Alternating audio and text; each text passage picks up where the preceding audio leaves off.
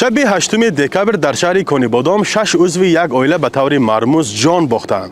به گفته چندی از همصحبتان رادیو آزادی، ساعت تخمینا 21 در دهه شوراب قلعه جماعت فیروزآباد همین شهر جسدی به جان 4 نورس همراه پدر و مادرش از حولیشان یافت گردیده است.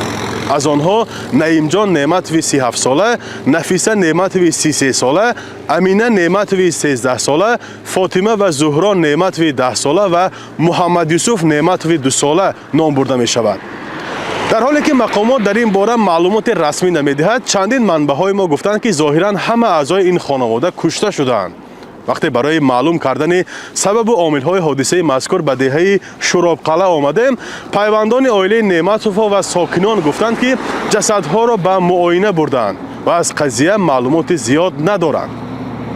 مشاهده کردیم که در جای حادثه گروهی فوری تفتیشاتی مقامات وزارت کارهای داخلی پی معین کردن سبب و عامل‌های آن هستند، ولی آماده نشدند و ما در این باره شرح بدهند. حادثه کشتار این خانواده در حال است که شهر کنیبادام بیشتر از 1 سال باز با چنین حادثه ها سرخط رسانه و شبکه‌های اجتماعی گردیده است.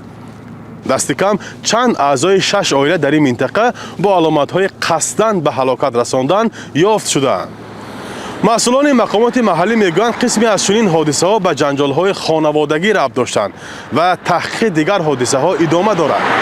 در یک مورد از دست داشتن یک نفر یا گروه بیرونه صحبت شده بود. جزئیات این و دیگر حادثه های شهر کنیبادام را در گزارش های بعدی با نظر پیوندان کشته شده ها و با دریافت بیشتری معلومات رسمی از مقامات برایتان ارائه خواهیم کرد. فرزان محمدی، رادیو آزادی از شهر کنیبادام.